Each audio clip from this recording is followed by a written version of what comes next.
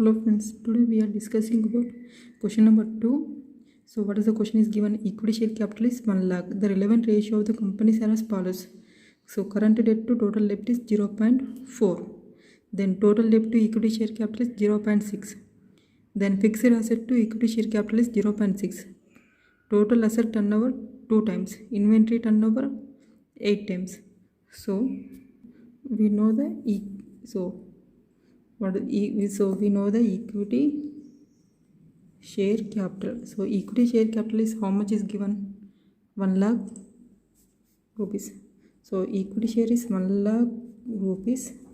Then total debt to equity share capital. Total debt to equity share capital, what is the formula? Total debt divided by equity share capital is equal to how much ratio is given? 0.6.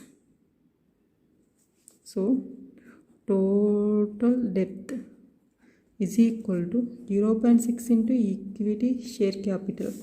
Then total debt is equal to 0.6 into equity share capital. Equity share capital how much is given? 1 lakh rupees. So we find the total debt. So total debt is equal to how much is given? 60,000. Then next, so fixed asset to equity share capital. Then fixed asset divided by equity share capital is equal to how much is given? 0.6. Then fixed asset is equal to 0.6 into equity share capital. It means 1 lakh rupees. Then fixed asset is equal to 60,000. So we know the fixed asset. So total debt to equity share capital over fixed asset to equity share capital over. Then current debt to total debt. So we know the total debt. So we have to find the current debt. So current debt divided by total debt. Current debt divided by total debt is equal to 0.4. Current debt is equal to 0.4 into 60,000. Then current debt is equal to 24,000. So we know the current debt value, total debt value, equity share capital. Then total asset turnover is given, inventory turnover is given. So total asset turnover is equal to sales by assets. So we know total asset turnover and inventory turnover. Then inventory divided by total assets. So inventory divided by total assets, it means 2 by 8. It means 1 by 4. So inventory divided by total assets is equal to 1 by 4. Then we find the total assets value. So before finding the total asset value, before finding the total asset value, first we open the balance sheet. So fixed asset. So fixed asset how much is? Find 60,000. Then cash. Then inventory, equity share capital 1 lakh. Current debt 24,000. Long-term debt is equal to 36,000. So total 1,60,000. So this here also 1,60,000. So liabilities is equal to assets. So then liabilities how much is there? 1,60,000. So total assets also 1,60,000. So inventory divided by total assets. So total assets is equal to 1,60,000. 1,60,000 divided by 4. So 40,000. So inventory how much is there? 40,000. Remaining cash 60,000. Then next, question number 4. Question number 4. What is the question is given? Total debt to net worth. Total debt to net worth is how much is given? 1:2. So total debt to net worth. So what is the formula?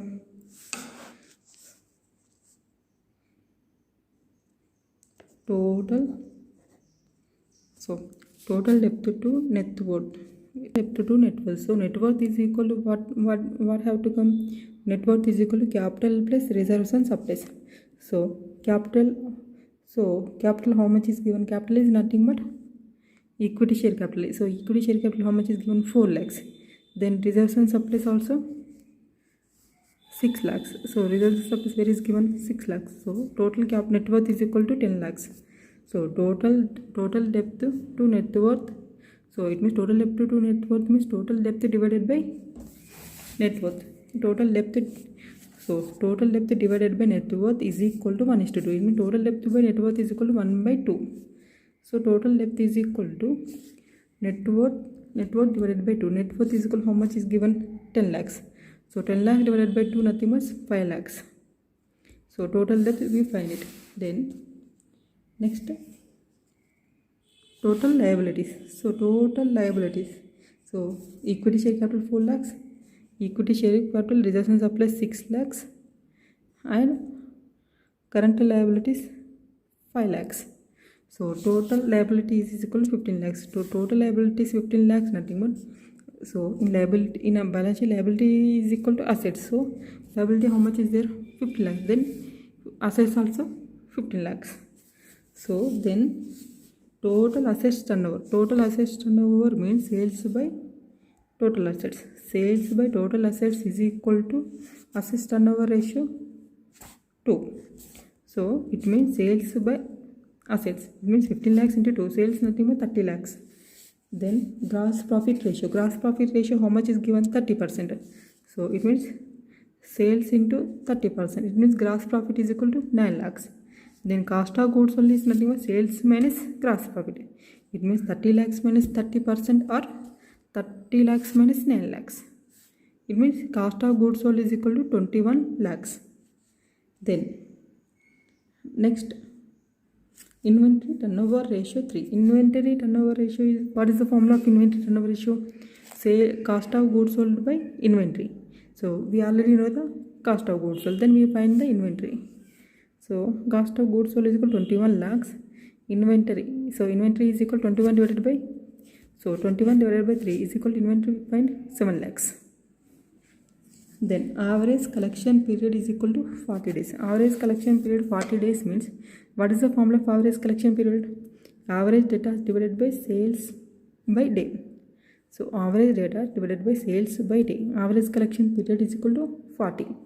So average data by sales how much is there? Sales is equal to 30 lakhs. 30 lakhs divided by day. Day means how many days is there in a year? 360. So 30 lakhs divided by 360. So debtors is equal to 30 lakhs divided by 360 into 40. Then we get the debtors. Then next, asset text ratio. Asset text ratio, what is the formula of asset text ratio? Current assets minus stock divided by liability. So current asset we don't know. Stock is equal to how much is there? 7 lakhs. Divided by current liability 5 lakhs. We get the current assets. So we know the current assets value how much is there? 10 lakhs 50,000. Then inventory. So inventory how much we get it? 7 lakhs. Then debtors is equal to 3 lakhs 33,333. Then we get the cash is balance. Then next, fixed assets. Fixed assets is equal to total assets minus current assets. We get the fixed asset. Then cash and balance means current assets minus inventory. We get the cash. This is the sum number 4. Next, sum number 5. So what is this given? Current ratio. Current ratio means current assets divided by current liability. Debt equity ratio, return on total assets turnover ratio, gross profit ratio, stock turnover ratio. Then whatever we find it, first quick ratio. So current assets minus inventory divided by current liability. So current ratio means first we get the net working capital. Net working capital is nothing but current assets minus current liability is equal to current assets minus current liability. Current assets is, so current assets minus current liability. So current assets by current liability is equal to 2.1, 2.5. Then current assets is equal to 2.5 into current liability. Then current net working capital is equal to, what is the formula? Current assets minus current liability. It means 2.5 minus 1, it means 1.5. So 2.5 current liability minus 1 current liability, it means 1.5 current liability. So 1.5 current liability. Then net working capital, how much is given? 4,50,000. So 1.5 current liability is equal to 4,50,000. So we get the current assets and current liabilities. Then next we get the total asset turnover ratio. Now total asset turnover ratio, what is the formula? Sales by total asset. So sales by total assets is equal to 2. Then sales is equal to total assets into total asset turnover into total assets. Then total assets is equal to total asset turnover is 2. Total assets is equal to fixed assets plus current assets. Then what is the fixed asset? Fixed assets is equal to fixed assets is equal to 10 lakhs. So 10 lakhs plus 7,50,000. Then total 35 lakhs is the sales. Then cost of goods sold. Before getting the cost of goods sold, gross profit is 20%. So 20% means 30 lakhs minus 20%. 30 lakhs minus 20% means cost of goods sold how much? 28 lakhs. Next, stock turnover ratio. Stock turnover ratio is equal to how much is given? Stock turnover ratio is equal to 7. Stock turnover ratio is equal to 7. It means stock turnover ratio, what is the formula? Stock turnover ratio is equal to cost of goods sold divided by average stock.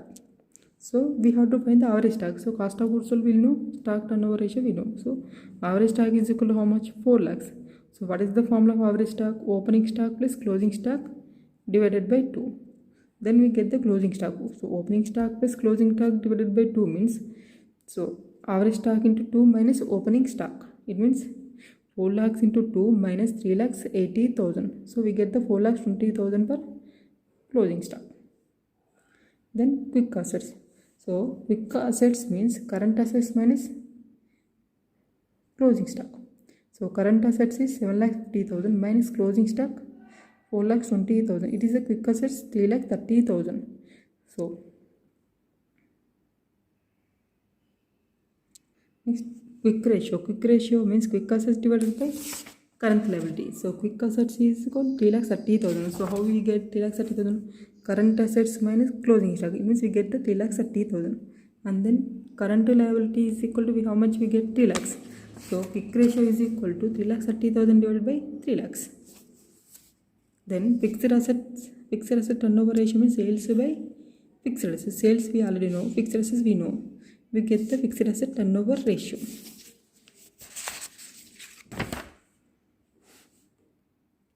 Then debt to equity ratio is equal to 1:1.5.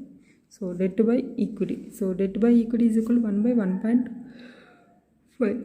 Our proprietary debt by equity is equal to 1 by 1.5. Our proprietary fund is equal to 1.5 into debt. So total assets is equal to proprietary fund plus debt.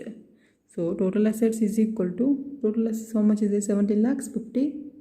17,50,000 means fixed assets plus current assets. So 17,50,000 is equal to 1.5 into debt. Is it plus debt? It means 2.5. Debt is equal to 17,50,000 divided by 2.5.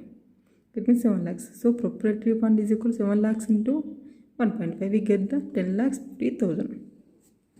So then proprietary ratio.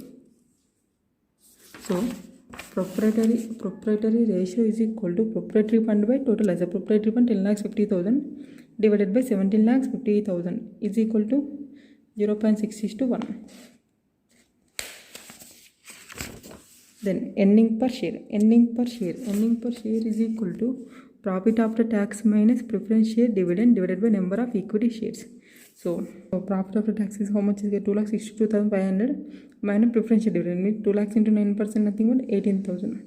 So number of equity shares 60,000. We get the equity per share. Then price earning ratio. Price earning ratio is nothing but market price of equity share divided by EPS. So we get the price earning ratio.